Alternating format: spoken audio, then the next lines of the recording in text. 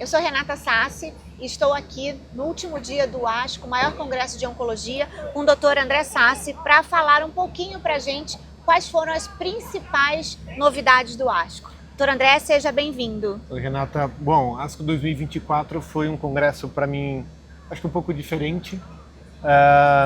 Minhas áreas de atuação principal são cânceres geniturinários e gastrointestinais. Em geniturinário especificamente, muito pouca informação nova, apesar de alguns estudos relevantes, mas foi mais um congresso para consolidação de conhecimentos. A gente teve um estudo brasileiro muito importante sobre câncer de pênis, que estabeleceu uma opção de tratamento importante para pacientes com essa doença tão agressiva, tão relevante do ponto de vista social, e ainda que era uma doença meio órfã, mas que de fato hoje, com muito orgulho, a gente teve uma apresentação oral que estabeleceu um novo caminho de tratamento para esses pacientes. E o câncer de pênis é uma doença que, lavando as suas partes, os homens poderiam preveni-la. Isso é verdade? Realmente, a prevenção é a forma mais fácil, a higiene pessoal, e de fato, mas pacientes com doença metastática, doença avançada, realmente tinham um prognóstico muito ruim, e isso é o que mudou. Embora a gente tenha que falar muito sobre prevenção. Prevenção também. Doutor André, o que a gente poderia falar do que foi assim, o mais importante apresentado dentro da ASCO? Que tipo de tumor foi o mais falado? O paciente com câncer de pulmão talvez tenham a maior mudança da sua história agora, depois dessa ASCO 2024. Alguns tipos de câncer de pulmão que tinham um prognóstico muito ruim, uma doença muito agressiva, doenças que recidivavam rápido. Isso é doença metastática, mas ainda é localizada e tratada com quimioterapia e radioterapia, por exemplo, sem possibilidade de cirurgia. E para pacientes com câncer de pulmão tipo pequenas células, que é um subtipo bastante, é um pouco mais raro, mas bastante agressivo da doença, a consolidação, quer dizer, depois do tratamento com quimioterapia e radioterapia, utilizar imunoterapia mostrou um aumento muito significativo do controle de doença em longo prazo, com impacto em sobrevida global. Para pacientes com câncer de pulmão, não pequenas células, mas com mutação numa proteína chamada EGFR, também estágio 3, a consolidação com o uso de osimertinib, que é uma terapia-alvo por via oral, depois de quimioterapia e radioterapia, proporcionou uma taxa de controle de doença muito grande, mais de 90%, ou cerca de 90% de redução do risco de progressão depois do fim da quimio e radioterapia. Isso, apesar de o segmento ainda ser muito curto, são resultados impressionantes e que realmente mudam o cuidado desses pacientes. É impressionante porque o câncer de pulmão até há uns aninhos atrás não tinha muita opção e a sobrevida não era tão longa. E hoje a gente vê que é uma doença que ainda bem surgem novas terapias, novos tratamentos e proporcionam uma vida melhor e com qualidade de vida para os pacientes. Uma vida muito mais longa, e mais do que só uma vida mais longa, talvez até uma vida normal. Pacientes com câncer de pulmão, muito mais do que viverem só mais, eles têm uma vida realmente normal. Eles têm uma vida com menos efeitos colaterais, os tratamentos têm ficado menos intensos. E o fato da gente estar utilizando medicamentos importantes mais cedo para evitar metástases da doença permite que os pacientes vivam melhor, e até que hoje a gente começa a discutir o câncer como uma doença crônica e que eventualmente os pacientes vão ter que tomar algum medicamento por comprimidos o resto da vida para controlar a doença, e o resto de uma vida longa até. Isso é interessante e tem um custo também envolvido, que isso acaba sendo um novo problema trazido com essas novas tecnologias. Sim, mas é uma boa oportunidade da gente estar discutindo isso aqui e uma oportunidade para os pacientes com câncer de pulmão saber que a gente tem agora algumas opções novas de tratamento para um melhor bem-estar, para uma melhor expectativa de vida. Falando de outros tipos de tumor, doutor André, o que você poderia me dizer, por exemplo, de melanoma?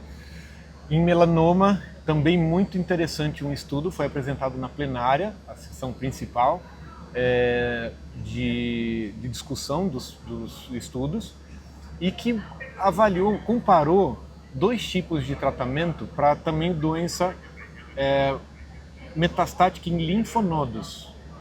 e fez-se uma comparação de cirurgia depois da utilização de imunoterapia, que isso a gente já sabia que prolongava o controle da doença, diminuía o risco de metástase, mas eles fizeram uma estratégia interessante de intensificar o tratamento, mas fazer antes da cirurgia, e nos pacientes em que a doença desaparecia, eles não precisavam fazer um tratamento pós-operatório.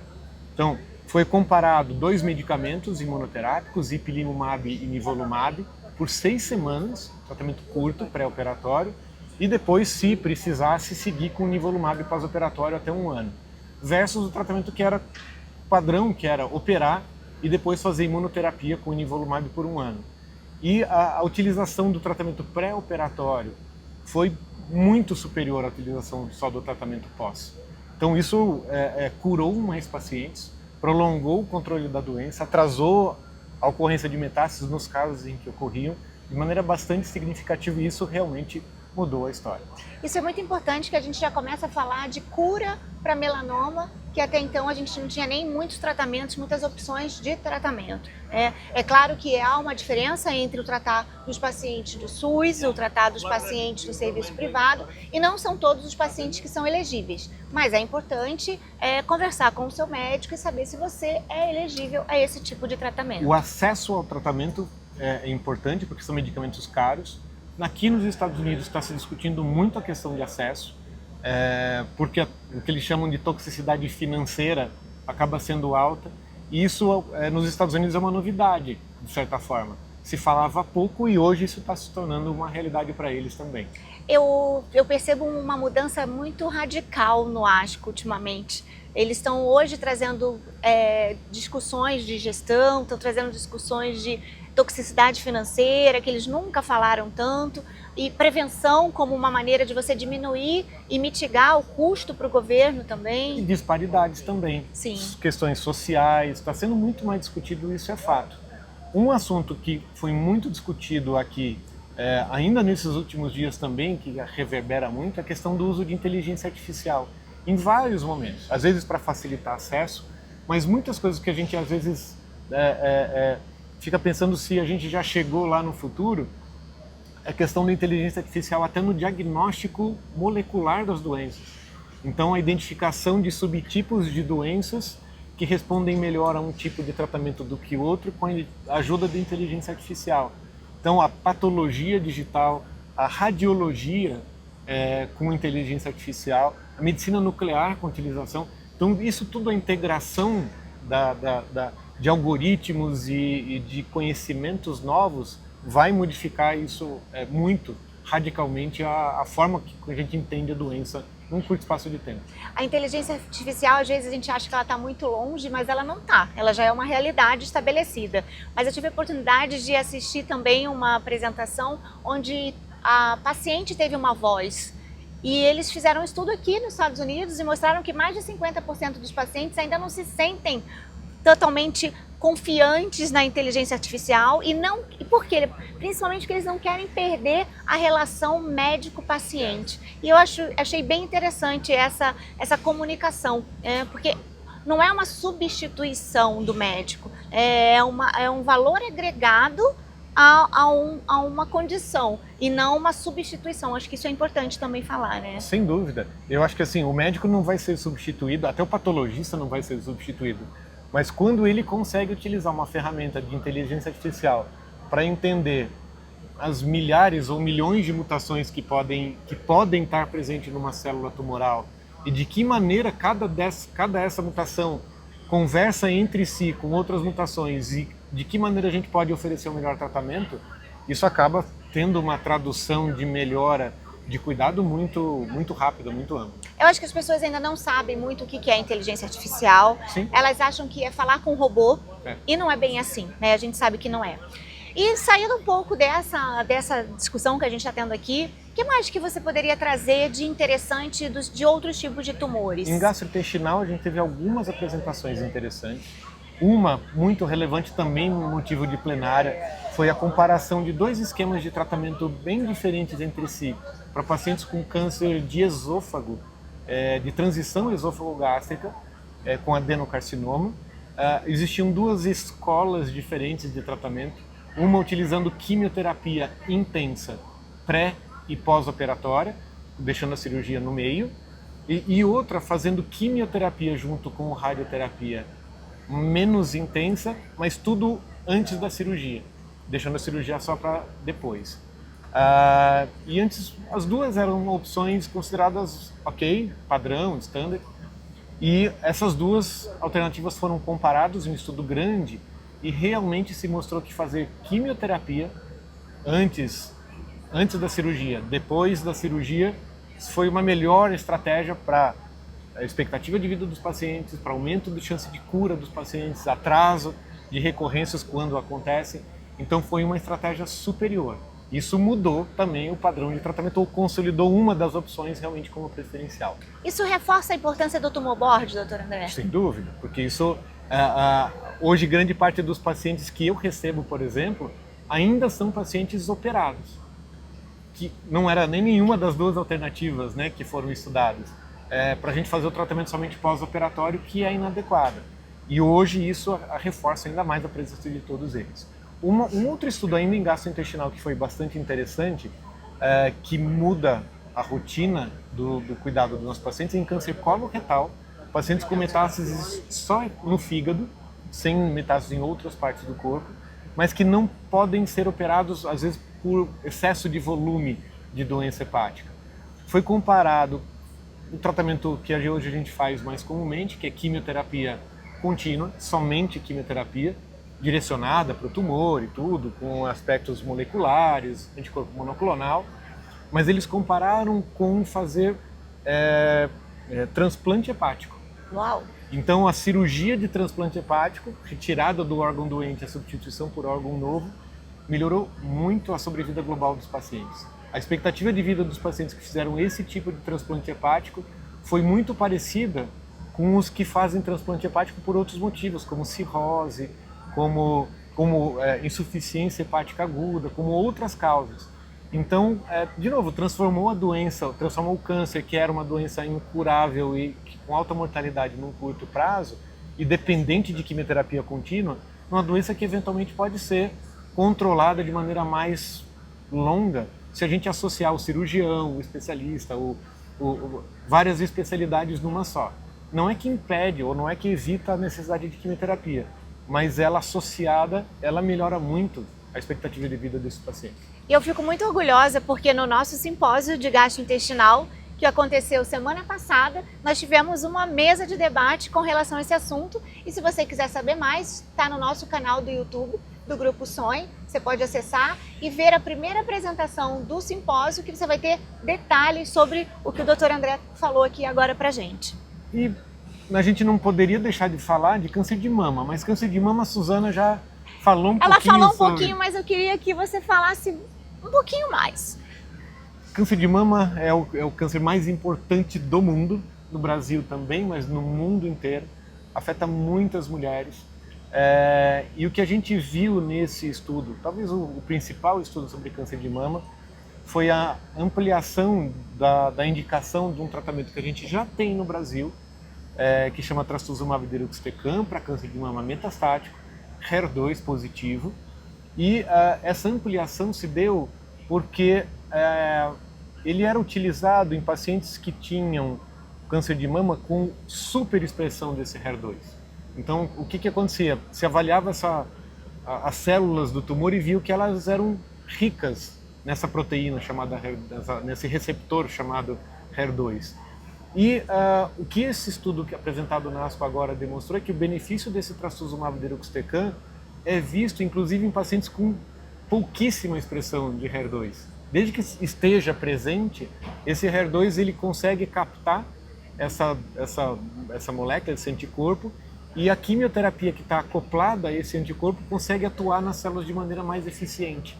Então é uma quimioterapia, mas é uma quimioterapia direcionada que também atua mesmo naquelas pacientes que têm menos expressão. Então eles chamam HER2 low ou super low, que são quase umas células parecidas com as células normais do nosso corpo, mas que ainda expressam essa proteína de maneira pouca, mas ainda representativa.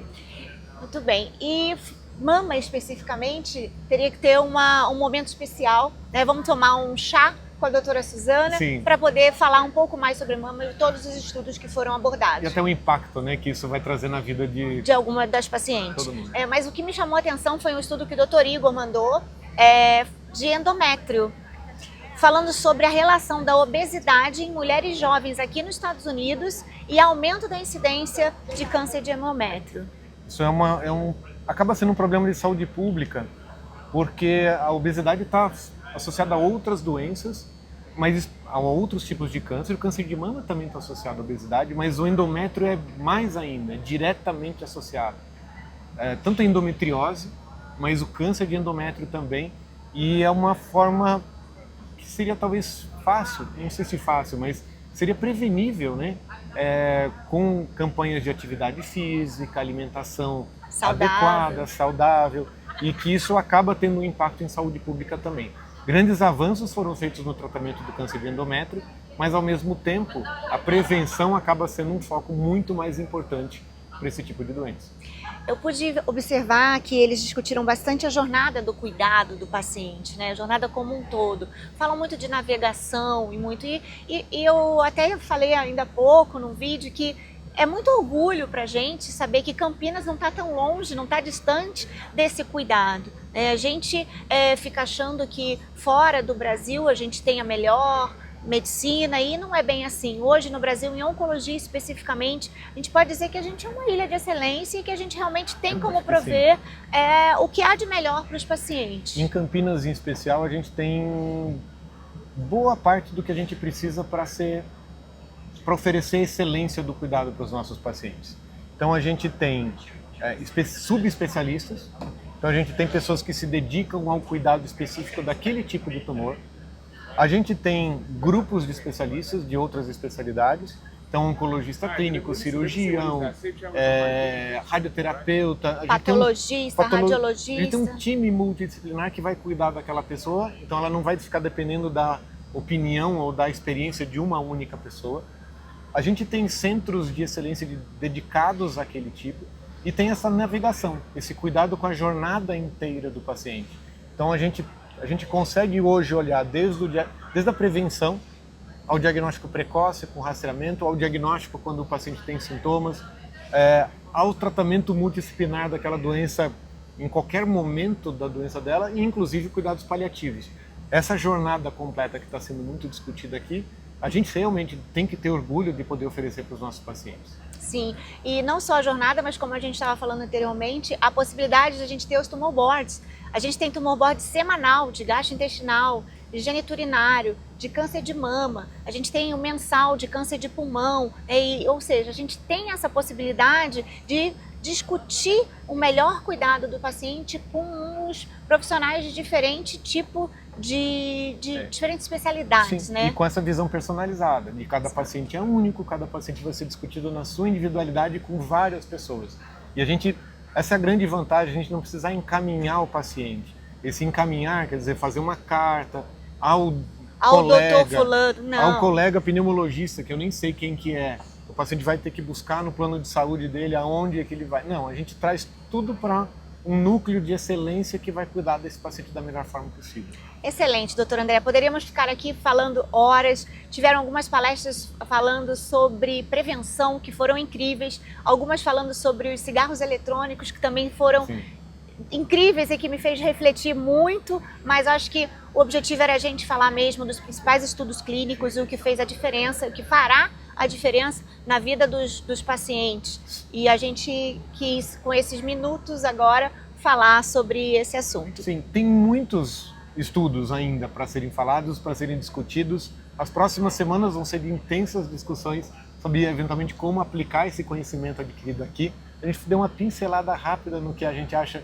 que talvez tenha mais impacto, mas tem muita coisa, sabe? Isso realmente foi muito impactante para a gente. Doutor André, muito obrigada. Obrigada Obrigado. por você compartilhar essas informações conosco, e o objetivo era realmente ser um vídeo curto, algo que a gente conseguisse passar para os nossos pacientes, familiares, colegas médicos, equipe multiprofissional, o que realmente a gente viu aqui nesses 4 dias do maior congresso de oncologia do mundo. Foi um prazer.